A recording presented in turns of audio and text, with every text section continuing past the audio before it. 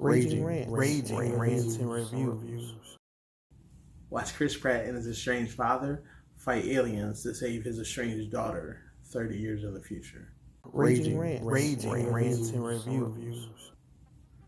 Chris Pratt must save his dead future daughter by traveling back to the present day and mass producing a virus that will kill aliens as they emerge. And I guess by default, he kind of saves the rest of humanity as well. 30 years in the future, white spikes have overrun the world and decimated humanity. These things are vicious. I mean, they are complete badasses. They are strong, fast. They take bullets like mosquito bites. They brush them off. They can lose tentacles. They can lose limbs. It doesn't matter. Their only weak spots are their neck and their bellies. So we start off with a bunch of soldiers coming 30 years back from the future and asking humanity for help. They throw more bodies at the aliens to stave off humanity's decimation. So these soldiers are basically asking the people of the present day to fight a war in the future. And the world decides to come together and hold a draft. Now, if time travel were to be possible, this movie actually addresses one of those paradoxes that would present itself in a time traveling movie. It's like over 40, or we have to be dead in the time we're jumping. I mean, I imagine it's to avoid some sort of paradox, which would lead me to believe that the people training us are so young. They haven't been born yet. I think we're gonna be best friends. So if you get drafted, you got 6 days to train, and then they blip you to the future. Hey, here's aliens, fight them off. But this time they get dropped into a shit show because they need this research from this facility.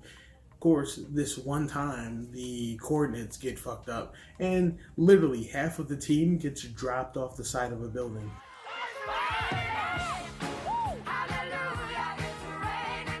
They dropped off, like, look at that. Drop. Like, all these people are just falling out of the sky. Literally, the clouds are raining people, and they are hitting the building, hitting the ground. People don't make it. Like, Chris Pratt got lucky. So there's an airstrike on the way, and it's 6 minutes out. I really, really hate when they do times where the mission that they have to complete cannot be completed within the allotted time. In 6 minutes, have to get from the top of this building down to the bottom. Then they have to navigate through the streets up to the 7th floor of the research facility, grab the research, and get out of the strike zone in 6 minutes. This is an untrained team of civilians. Just order an airstrike after you've retrieved the research. That way, we don't have to deal with these times. But I digress. They just get out of the strike zone as the bombs drop. They're this close to the strike zone. Pratt meets his future daughter, who's apparently the last research genius able to formulate a serum to kill off aliens, except our team, the research team, wasn't that their job? Isn't that a team full of geniuses who were going to be sent to a top secret facility to research this very thing? So this whole thing turns into a moment where we have to watch Chris Pratt and his daughter fumble through some relationship that she knows everything about and he knows nothing about. So she hates him and he has no idea why he's being hated, because she's lived a timeline where he has done things that he hasn't done yet. So there's no meeting of the middle. Find the serum. Dan is an excellent person who would have been able to help you. Dan has his doctorate in some bioengineering earth shit, and he's also the head of R&D at some tech college.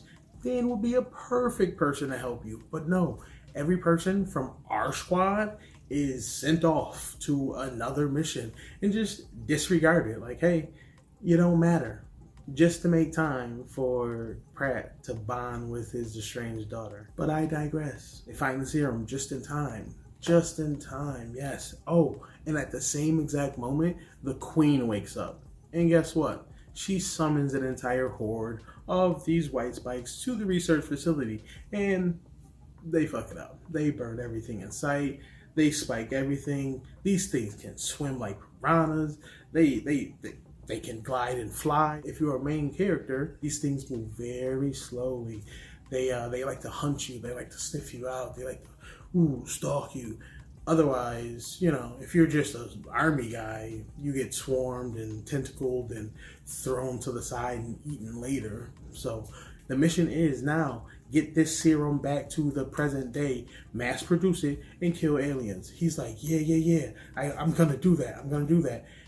But I'm also gonna come back and save you. And I'm yelling at the screen like, if you do your job, you won't have to come back. But I digress. So because everyone knows that the future link or whatever is broken and they can no longer send humans back to the future, riots break out. And when Pratt gets back to the past, nobody gives a fuck that he has the serum to kill aliens because they all think they're gonna be dead when the aliens get there, which is probably true.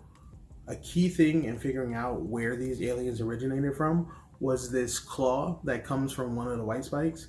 The claw just so happens to have volcanic ash in it from Russia. And then they go to this volcano expert, funny scene, which would mean that he would have to have killed one of the original white spikes to emerge from their original space. And if we're zapping him 30 years into the future, the odds of him finding one of the original white spikes and declawing one of those slim to impossible. But I digress. So Pratt and his small group of minions find the mothership in Russia. They found an ice cube in the middle of a snowstorm, but they find it. And they easily cut into the side of an alien spaceship. Now, if we just take a minute here, the Earth buzzsaw easily cuts through the hull of the spaceship and they jump inside. Like, zzz, oh yeah, this is where the hallway is. Drop right through. They find the aliens pretty easily, and they start sticking in the serums to the sleep sacs of the aliens, and it works. Hooray, it works. They do it very slowly, and lo and behold, the freaking aliens wake the fuck up. That's when all hell breaks loose. So the queen and a couple of her minions escape, and Omni-Man and the black guy take care of them outside, but the queen gets away. And now Chris Pratt must hunt down the queen on the side of a mountain. And she's got like a 10-minute head start. But of course, Pratt hunts down the queen and they have a final showdown. Pratt and Omni-Man, take on the freaking alien. They're duking it out. And Chris Pratt throws a snowmobile at the alien. Yeah. He threw a snowmobile at her. He also tackled the alien. Jumped on its back and slit its throat. He also boxes the alien, a couple jabs, uppercut. He also is the only one, him and his daughter, I should say, are also like the only ones who can dodge the tentacles of these aliens. Everybody else is like, oh my god, tentacle, smack, face off.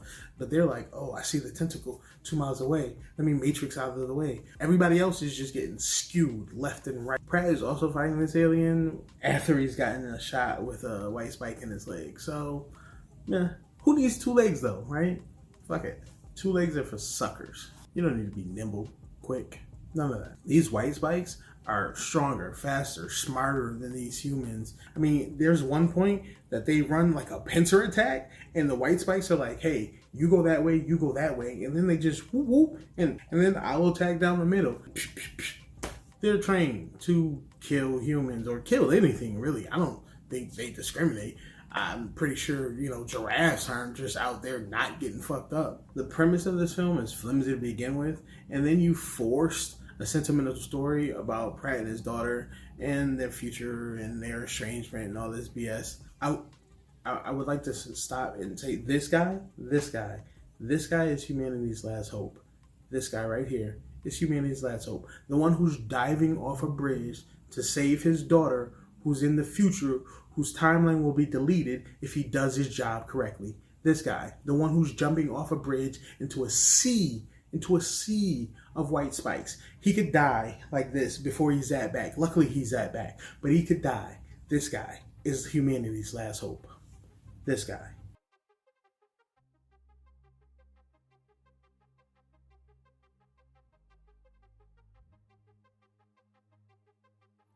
Oh, I guess we're together. I'm Charlie. Oh, shit. Oh, shit! Stop talking. Listen. Totally. Sorry, when I'm nervous, I talk, and I'm like on a scale of 1 to 10, I'm like a 97 on the nervous scale. I would have killed for a moment like this in high school. No one's hiding today. Whoops. Uh-oh. Shit.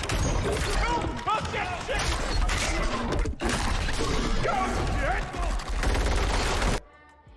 I missed all of that.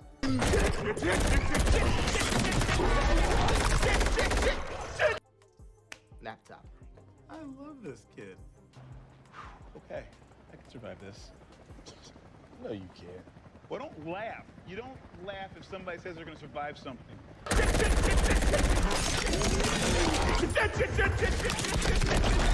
Yeah, because this time, I'm not going to hide. I'm going to fight.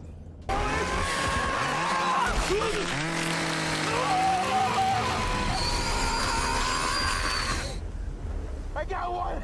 Yeah, you did. It's not even loaded.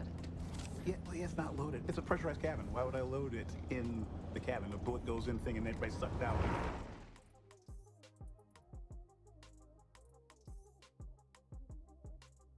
Raging rants and reviews. Raging rants and reviews. Raging rants and reviews.